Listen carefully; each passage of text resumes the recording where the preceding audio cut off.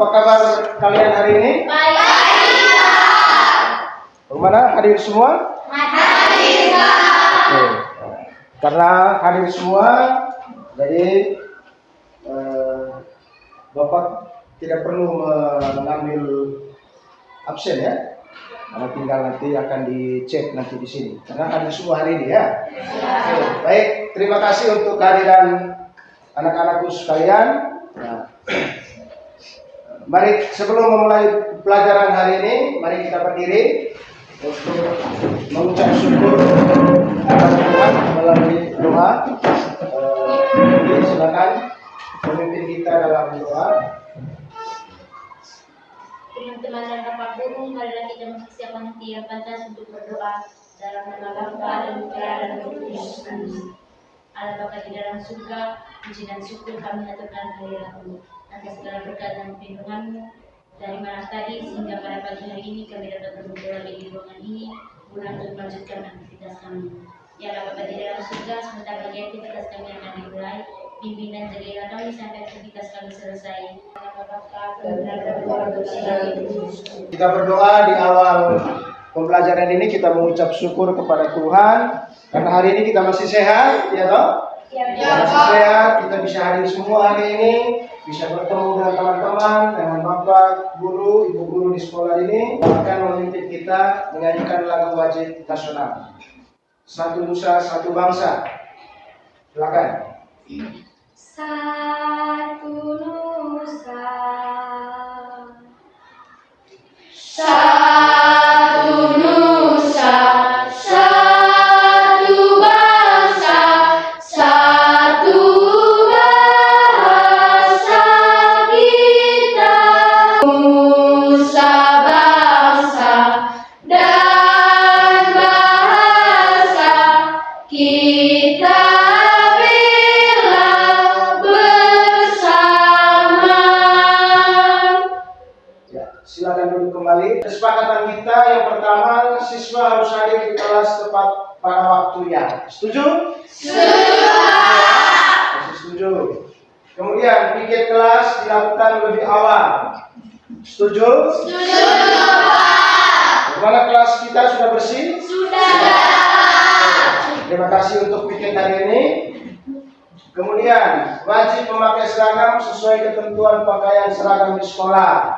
Ada yang berseragam tidak sesuai ketentuan? Semuanya sesuai ketentuannya, sepatu, kaos kaki. Sudah ya? Kemudian berperilaku sopan santun dan saling menghargai satu sama lain, ya. Sopan santun, bersikap, berbicara sopan. Kemudian dengarkan guru dan teman sekelas serta ikuti arahan, ya. Kemudian kerja keras dan lakukan yang terbaik. Setuju semua ya?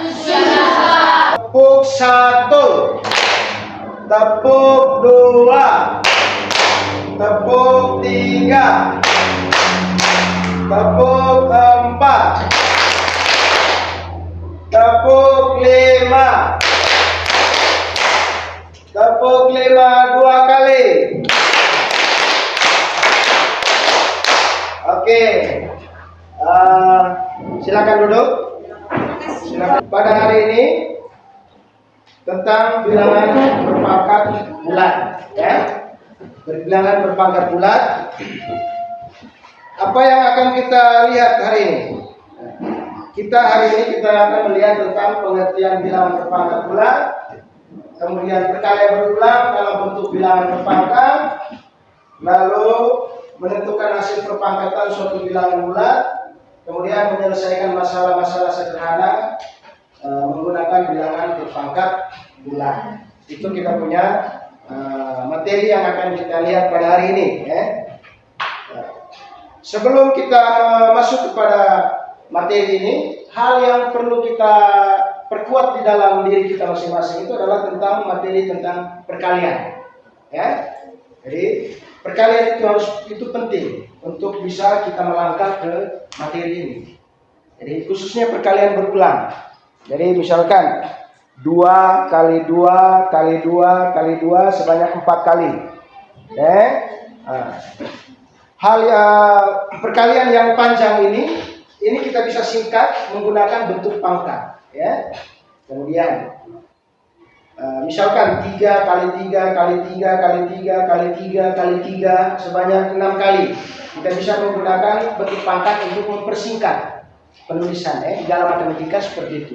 Tujuan pembelajaran kita pada materi ini, jadi setelah kita apa yang harus kita dapat setelah kita melihat materi ini, seperti yang Bapak sudah sampaikan tadi, apa yang akan kita pelajari hari ini. Nah, ini sebagai tujuan pembelajaran kita, ya. Tujuan pembelajaran kita yaitu tentang pengertian bilangan berpangkat bulat. Jadi peserta didik akan setelah pembelajaran ini bisa memahami tentang pengertian bilangan berpangkat bulat. Kemudian bisa memahami tentang perkalian berulang dalam bentuk bilangan berpangkat. Kemudian bisa menentukan hasil perpangkatan suatu bilangan bulat. Itu tujuannya. Dan tujuan yang keempat adalah mampu untuk menyelesaikan masalah-masalah yang sederhana, menggunakan bilangan berpangkat bulat. Jadi itu 4 hal yang ingin kita capai pada hari ini, sebagai tujuan kita pada hari ini.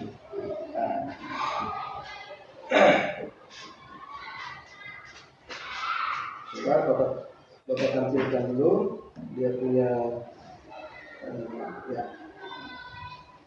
Apakah kamu pernah tahu jarak bumi ke matahari itu sekitar 150 juta kilometer? Ada yang pernah tahu? Tidak tahu. Nah, ukuran bakteri yang paling kecil itu 0,0000 banyak nolnya 1 meter, kecil sekali, sampai tidak bisa kelihatan mata. Jadi jarak yang panjang, ukuran yang sangat kecil, di dalam matematika dipersingkat penulisannya menggunakan bilangan pangkat. Jadi kalau jarak yang jauh sekali, bermiliaran, bertriliunan kilometer atau meter, di dalam matematika ada satu cara menulisnya dengan singkat, tidak perlu panjang-panjang tulis, tidak perlu panjang-panjang, yaitu menggunakan bilangan pangkat. Gitu.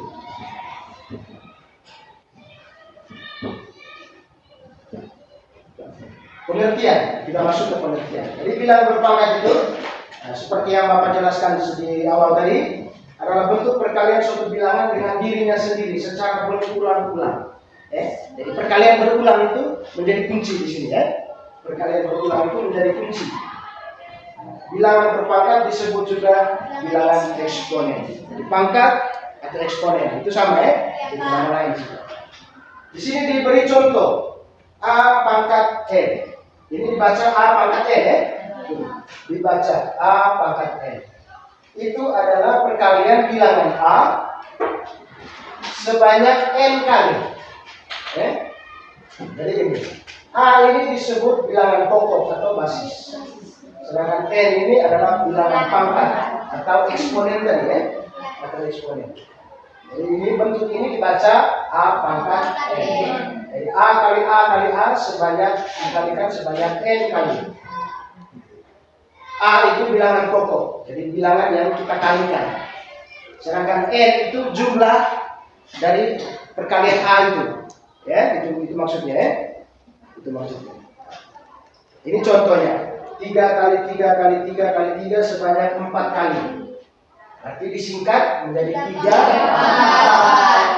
3 ini sebagai basis. A ini banyaknya perkalian 3.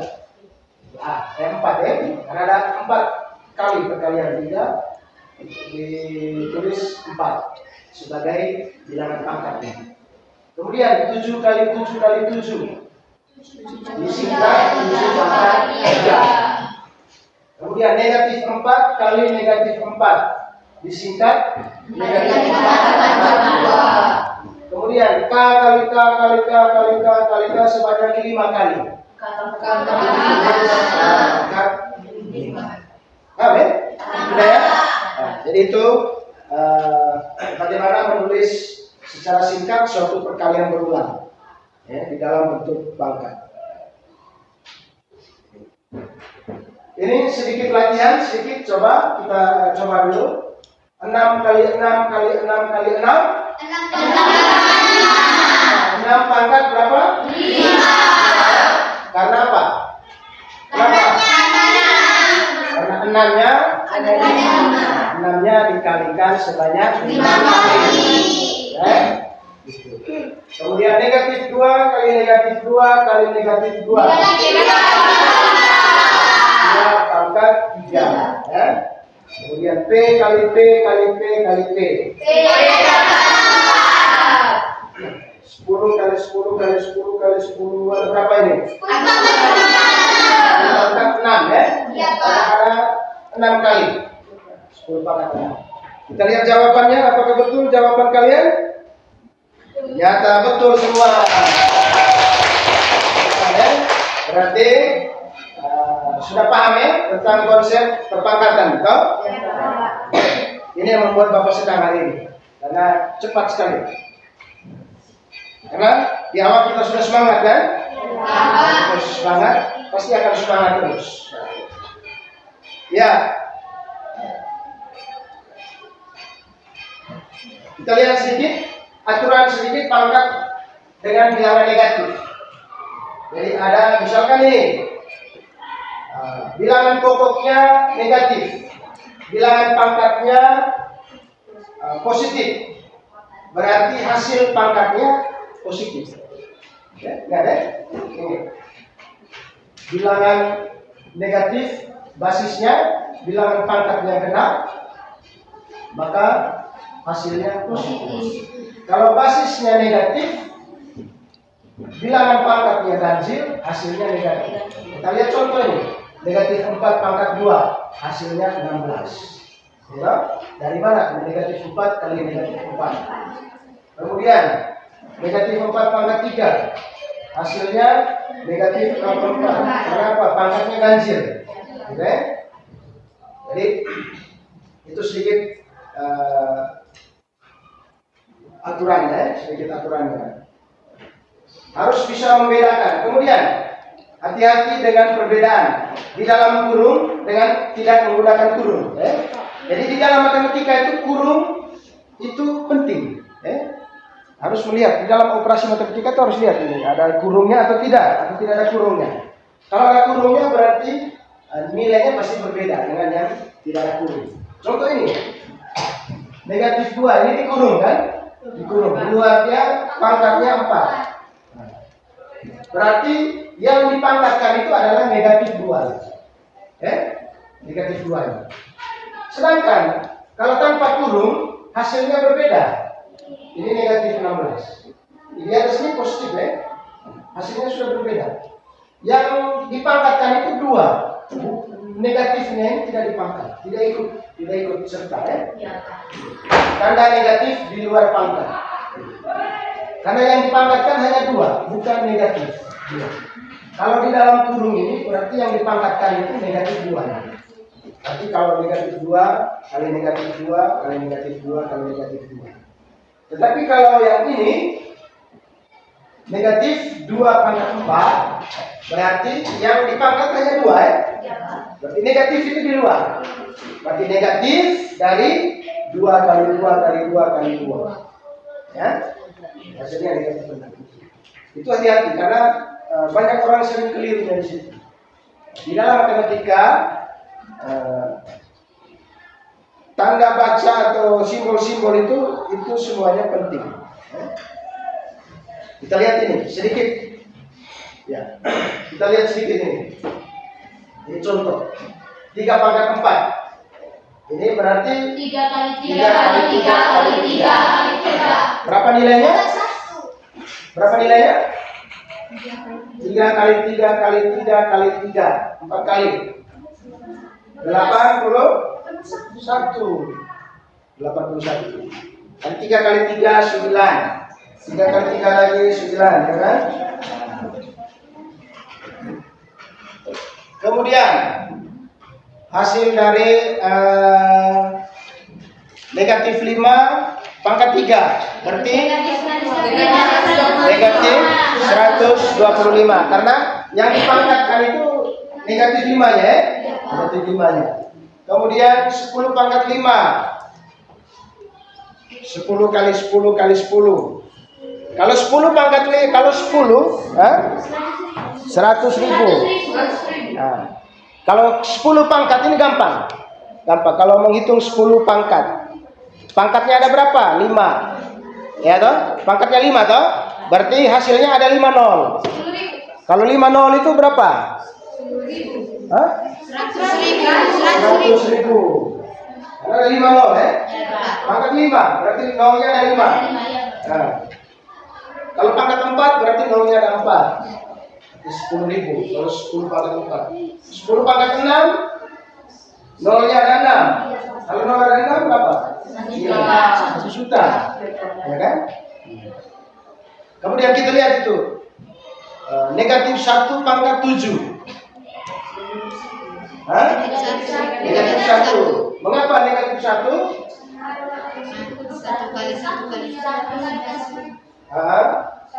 Mengapa hasilnya negatif?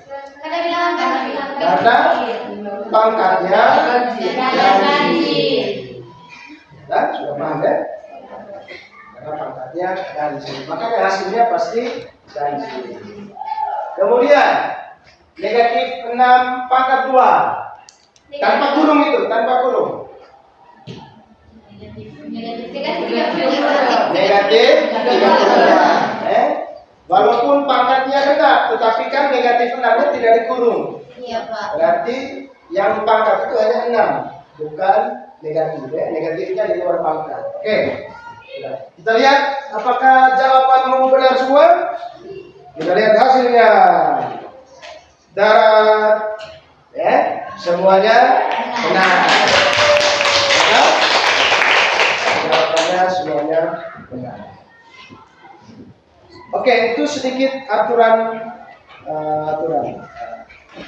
Yang berikut, bagaimana caranya kalau kita menyelesaikan masalah-masalah sederhana di dalam menggunakan bilangan berpangkat. Ada beberapa hal yang harus kita perhatikan. Ya. Bilangan berpangkat sering digunakan untuk menyatakan jumlah berlipat ganda, pertumbuhan, atau ukuran yang sangat besar atau ukuran yang sangat kecil tadi seperti tadi yang dijelaskan di awal. Langkah-langkah yang pertama apa? Kita pahami masalahnya. Jadi diberikan suatu masalah, pahami. Kemudian langkah yang kedua, kita mengidentifikasi bagian yang bisa dinyatakan dalam bentuk pangkat. Kira bagian dari masalah itu seperti apa? Lalu kita mengikut hasilnya. Ya.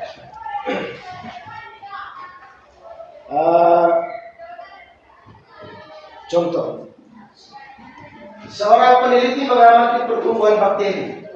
Setiap jam satu bakteri membelah diri menjadi 2 bakteri.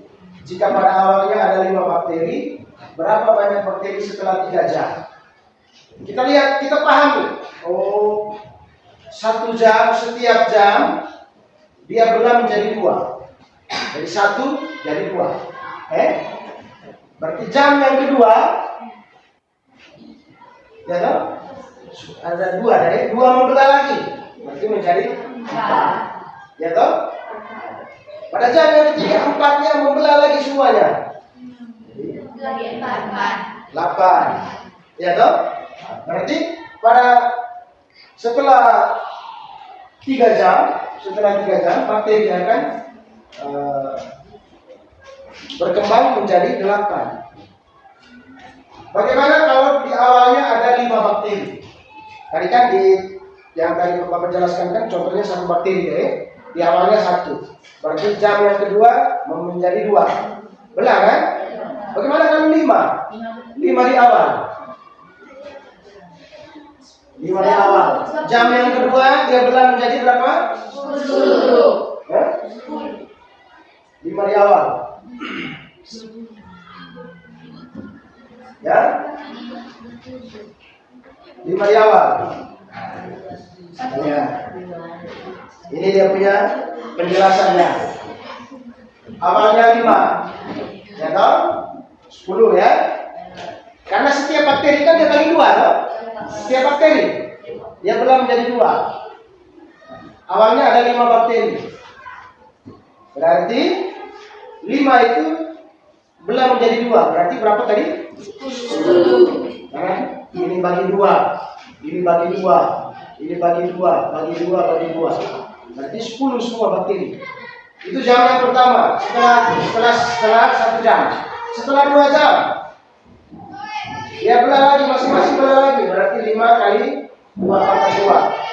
Jadi 20 bakteri. Ya dong? 20 bakteri. Kan 10 tadi membelah lagi kan?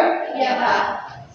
Lalu setelah 3 jam, 20 tadi membelah lagi 2 lagi.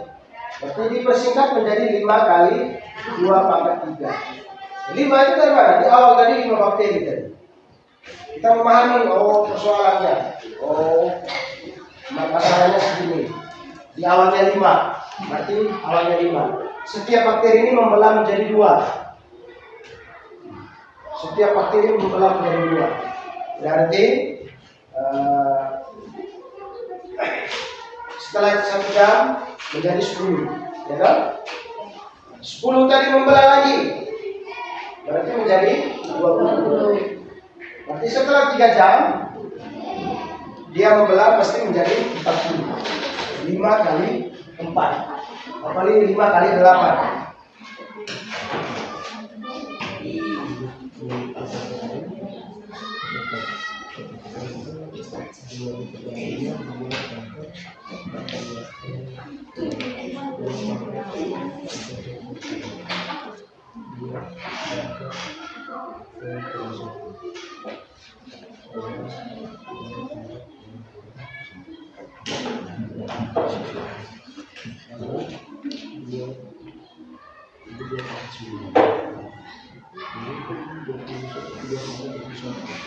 Pagi teman-teman dan Bapak Guru.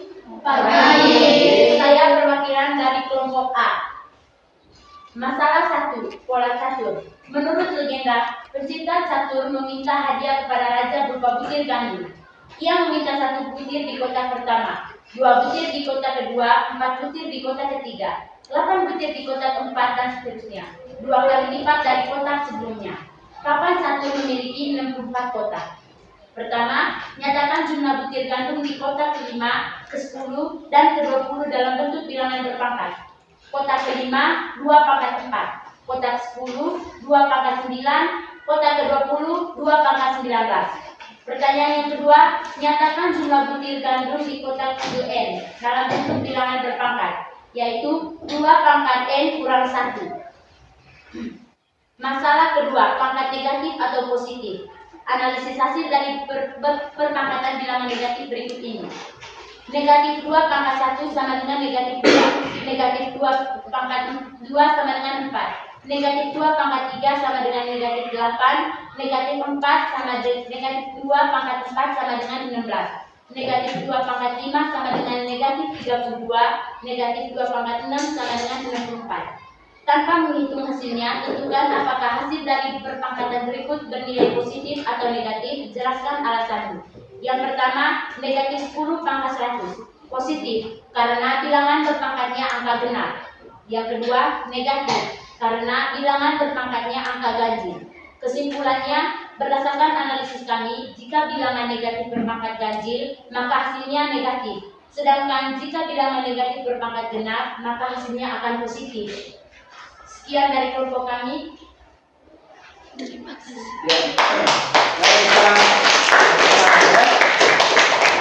Silakan duduk. Berpangkat itu artinya perkalian berulang, ya. Suatu bilangan dengan dirinya sendiri, ya kan? Sebanyak pangkatnya. Ya, jadi kalau misalnya 3 pangkat 4, berarti 3 kali sebanyak 4 kali. Gitu ya? Kemudian bilangan berpangkat ini dia sangat bermanfaat untuk kehidupan kita. Contoh seperti tadi menghitung angka yang menulis menulis angka yang panjang, ya, menulis angka yang panjang, menulis nilai yang besar, menulis nilai yang kecil, gitu. Contoh tadi jarak, ya, kita bisa singkat dalam bentuk pangkat.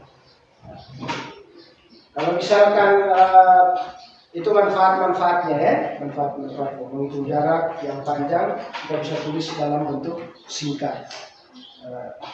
Kemudian manfaatnya satu lagi seperti tadi itu, menghitung perkembangan.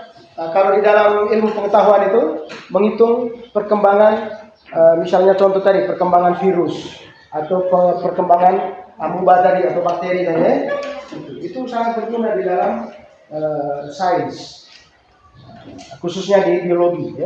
Orang-orang biologi itu biasa menggunakan bentuk pangkat ini untuk melihat perkembangan. Jadi kalau misalnya virus itu dia dalam 1 menit berkembang menjadi 2, berarti menit kesekian virusnya sudah jadi berapa.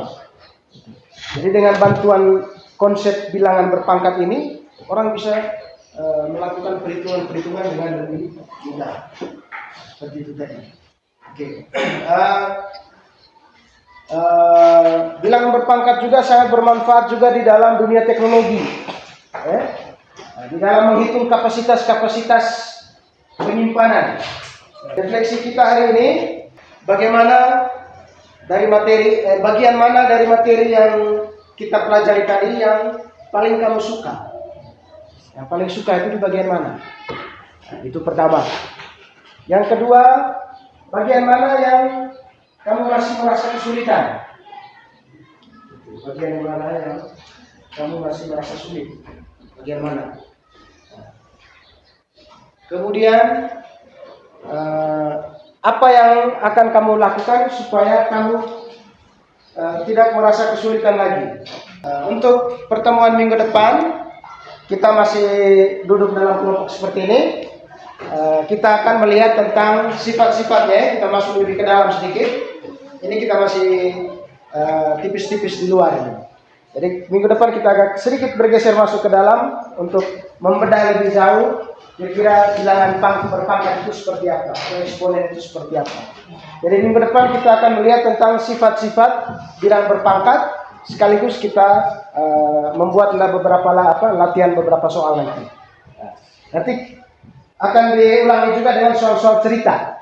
Supaya mungkin ada yang belum paham hari ini, minggu depan kita lebih paham lagi.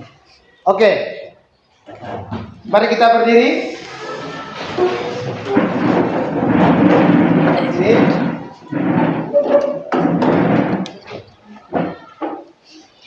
Saya minta siapa lagi yang memimpin doa tadi? Tadi siapa? Silakan. Oh ya, mari kita berdoa. Kita mengucap syukur bahwa pelajaran kita hari ini berjalan dengan lancar. Ya, mari kita berdoa mengucap syukur kepada Tuhan Yang Maha Esa. Silakan. Teman-teman dan Bapak Guru, marilah kita mempersiapkan hati kita untuk berdoa dalam nama Bapa dan Kudus. Amin.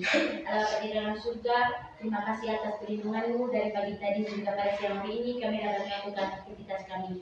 Bentar lagi kami akan pulang ke rumah kami masing-masing. Bimbing dan tuntunilah kami sampai kami ke rumah kami masing-masing. Nama-Mu kami puji hari ini, esok dan sepanjang segala masa. Amin. Dalam nama Bapa dan Kudus. Amin. Ya, silakan duduk kembali dulu. Oke, baik. Terima kasih untuk kebersamaan kita hari ini. Ya, semoga pertemuan minggu depan juga kita tetap semangat seperti hari ini. Ya, oke. Sekali lagi saya mengucapkan terima kasih untuk kehadiran kita, untuk kebersamaan kita, dan selamat siang. Terima